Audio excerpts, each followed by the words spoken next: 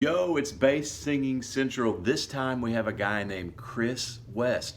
Now, Chris sings for a group called Gold City. He took the place for another guy that we all know, those of us that have been following Southern gospel bass singers. His name was Tim Riley, and he retired several years ago, and Chris took his spot. So we have a video with Chris West today. If it's your first time here, make sure you subscribe and you're getting notifications so that you don't miss any of the interviews that we do in the future. Also, if you like the It's a Bass Thing gear, this is for you. You can click the link in the description below. All kinds of gear online for you guys to get, and so that you can let everyone know that you love bass just like me. My name is Matt Fouch. Thanks for tuning in to Bass Singing Central. Now here's the interview with Chris You're West. with Gold City, and you've been with them for several years now, man. You've had a good run with them. It's going on 6 years. This year will be 6 years. That's awesome. Had a good time.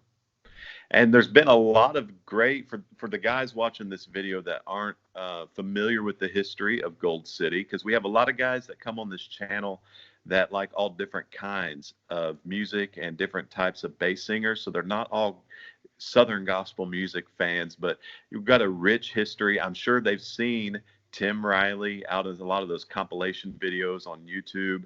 Oh, Uh, there's no doubt. he's the guy that got it going for Gold City there for 30 plus years. Great run there. And then there've also been a couple other guys in the transition phase, and now Mm. Chris is there. And Chris, you've learned from the best, Tim Riley. What is some of the best tips and advice that he has given you? Because I know you've spent a lot of time with him. The best advice he gave, he preaches the same thing over and over and over. It's placement, and his technique is not. I want to say this right out of the gate. His technique is not the only technique that's the right technique. For him, it's the only technique, and for me, it's the technique that I use. But there's many others. There's some Russian bass singers that would look at us and laugh. I mean, just to be honest, because what they do just blows my mind. But for what we do, this is the technique I use. It's the head tone technique that was taught by Leroy Abernathy.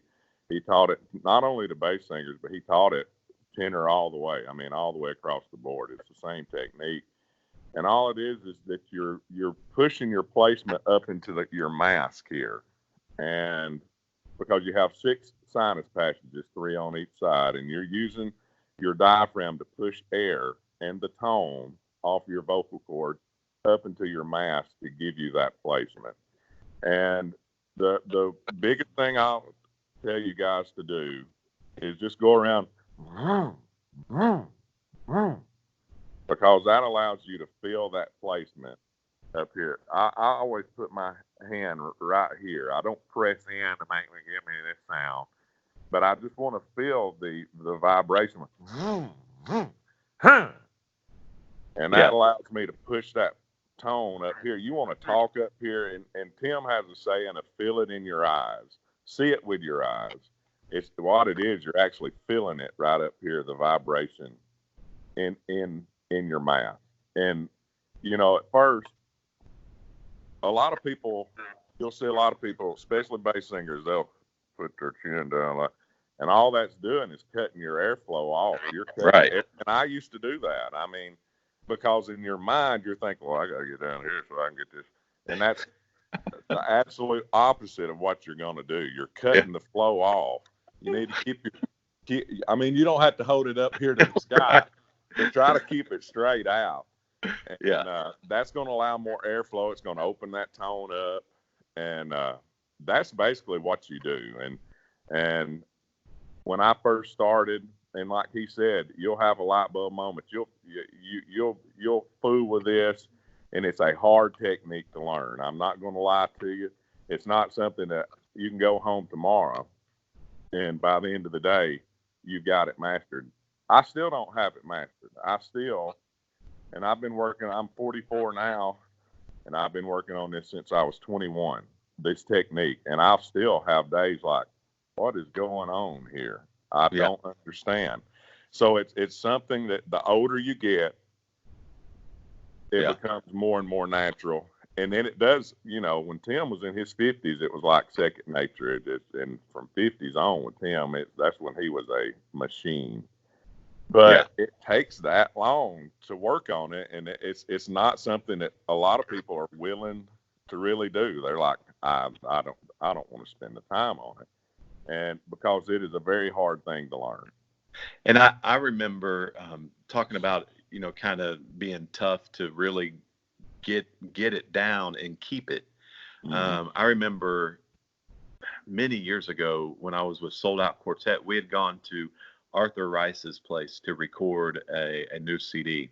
We were doing vocals there, and he had told me then, this was probably a dozen years ago, 10 years ago, that he said, man, the whole bass singing thing, the whole technique thing, he said, even Jeff, he said, I had to stop him on a recording because he didn't have his placement where it needed to be. And I had to tell him, dude, you need to spend a couple weeks or a month or whatever figuring out getting your placement back, because right now you don't have the placement that you normally have. Something's off. And it took him a little while, and he finally was able to get it back. And then he went in the studio and knocked it out like normal. That just shows me that even the guys that feel like they have that technique down, it's not something that is just, day in, day out, the rest of your life. You got to keep constantly working at it. That's true.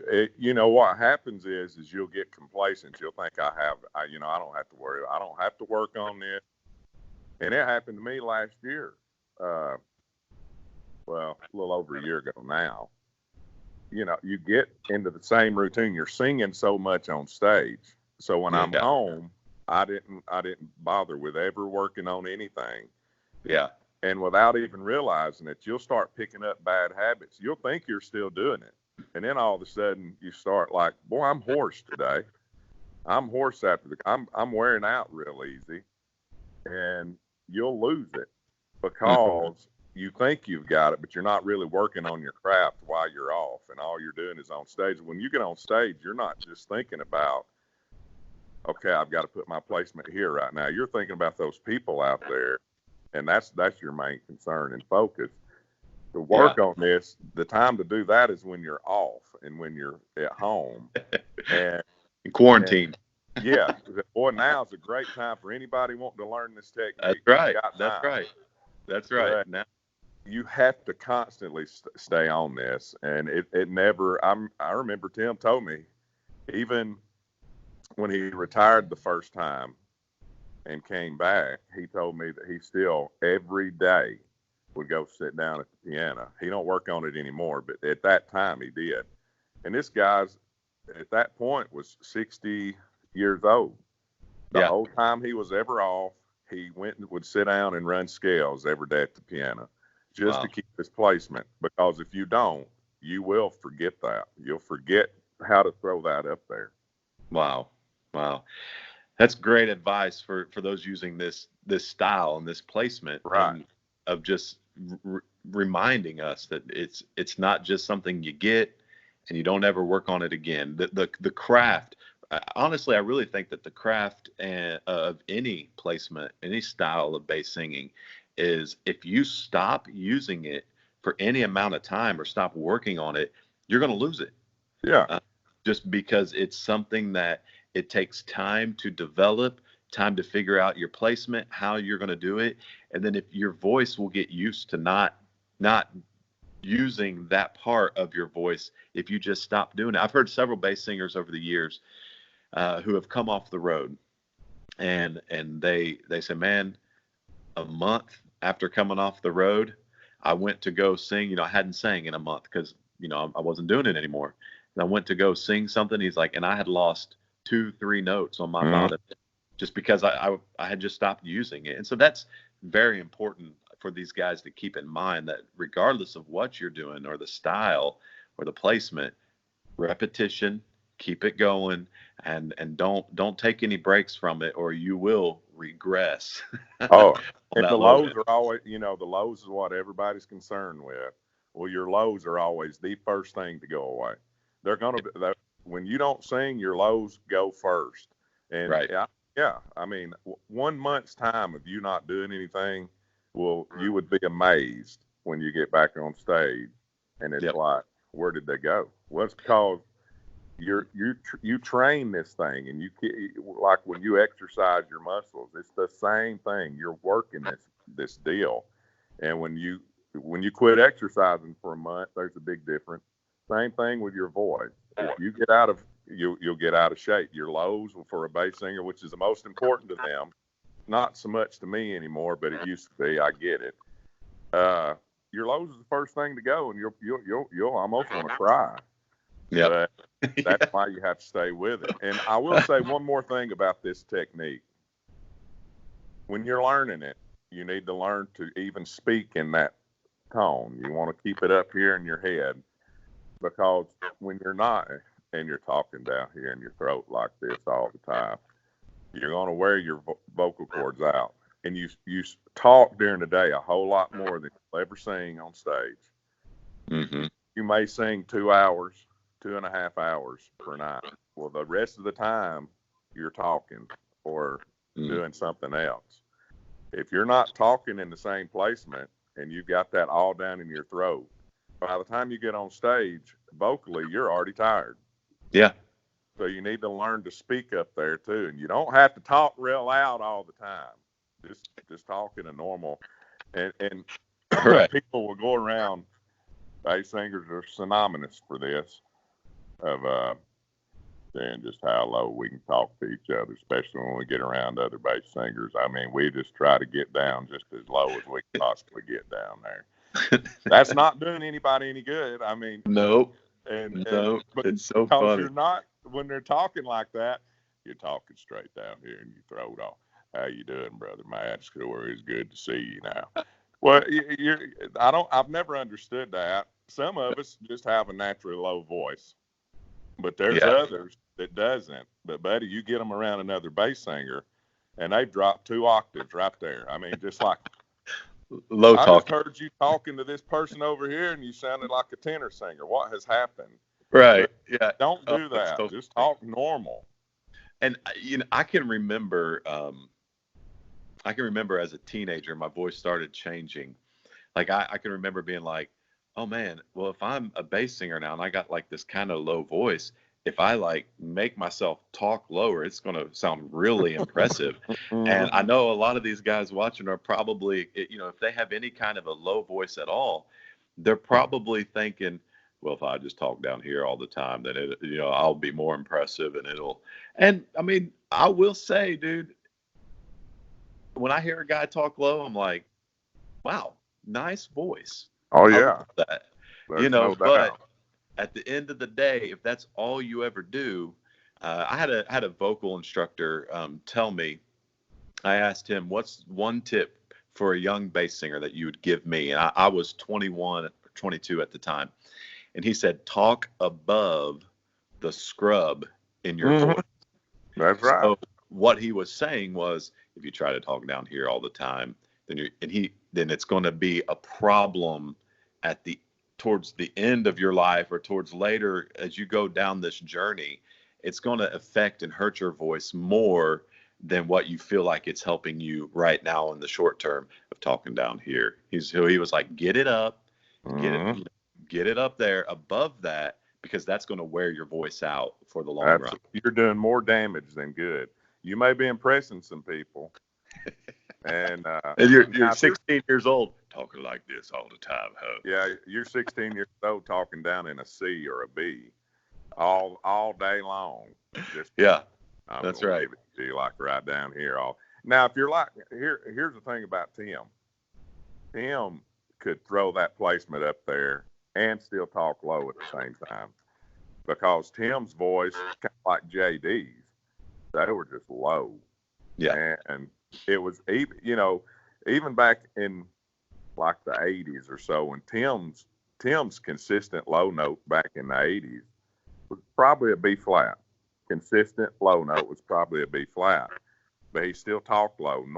Normal talking voice was always low, and it had that cut and edge because he still kept it up here. When you're doing that, you're still keeping the pressure off your vocal cord.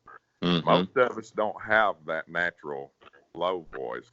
So when we get down like that during our talking time, we're talking down like this right here, where it's all dropped down in our throat like this, right? And you are going to wear your vocal cords out. You'll be so tired when it comes time to get on stage Yeah. because you've been low voicing everybody. You're Yep. not going to be able to sing. Yep. Not like That's you right. need to. That's awesome, man. What's a warm up or an exercise that you use? For me, I do just like octave slides, where I'll just start up and just slide it down an octave, and I'll even go lower than I really can sing, just to try to keep stretching the vocal cords out and stretching that range in the bottom end, and I'll try to go higher than I can actually sing, just to try to get it higher. And I was talking to a guy recently that said he doesn't do slides, but he'll just hum it an octave higher, and then hum it an octave lower, and not do the slide in between. But I think at the end of the day, it's the same effect that's on your voice. I think we all pretty much probably do the same. I'm going to tell you my routine. I'm a big routine guy. I stick to the same thing every day. We set up sound. I get on the bus. I use a neti pot. Now, it's a big deal for people who use the head tone technique, keep their sinuses cleared out. Well, I've got allergies, so I'll use a neti pot every day. Yeah. Need it, go put a Halls in, because after using neti pot, you can cause drainage. Well, Halls will coat your vocal cords, so if drainage runs down, it's not going to irritate it. So I'll do that. I don't talk the rest of the time, if possible, while I'm on the bus before a concert. Then about, I'd say 10 minutes before we actually go on, I will gargle with regular Listerine. Just the regulars, not any flavor, regular Listerine. Blow my nose out again, and then I'll just,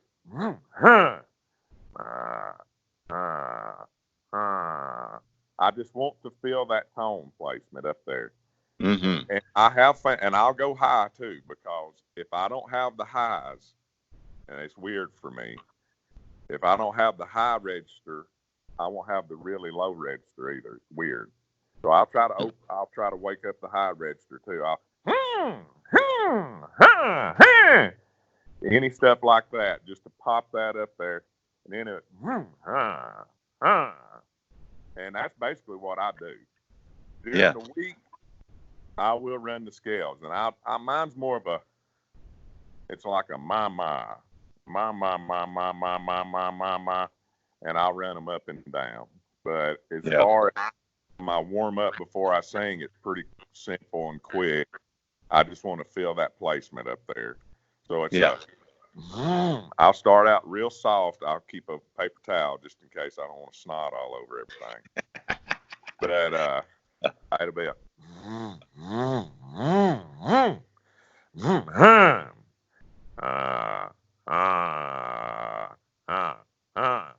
and that's basically it. And when I feel it, then I'm like, okay, we're good to go. Let's go.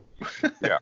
You know what's funny? If someone picks up this video and starts just at that moment what you were doing right there, they're gonna be like, "What in the world are these guys talking about?" Dude, let me tell you something. You say that.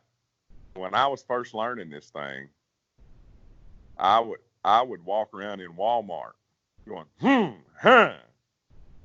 People would it'd scare them to death for one, but I'd have the weirdest looks from people like, what's wrong with this guy? Yeah, I bet. He's got some kind of mental deficiency going on here, which, I've never argued that anyway.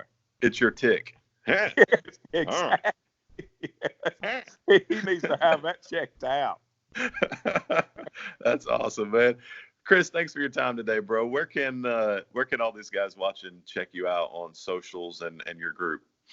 Well, I don't really do the social media stuff much. My wife and I have a Facebook page, Chris and Christy West, but like Twitter and all that, I don't really know about all that stuff. But for Gold City, we have a Gold City page on Facebook. We have a Twitter account.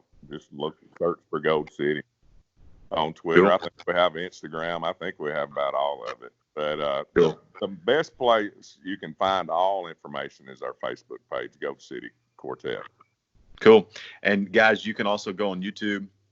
While you're here on YouTube watching this, you can just type in Chris West Gold City, and I'm sure there'll be a bunch of videos pop up of him singing, and you guys can listen to his singing, check out his lows. I'm sure there's plenty of videos out there. Gold City has a great history of songs that feature the bass singer, and so I know you guys will be able to check him out and his lows. And I appreciate your time today, Chris. God Man, bless it's you, my man. pleasure, Matt. I appreciate you having me on. It's an honor to get to be on with the Matt Fouch. Matt Fouch is the man. Yeah. All right. Appreciate it. Thank you. No, man, thank you. Take care. You too, buddy. Bye. Bye-bye.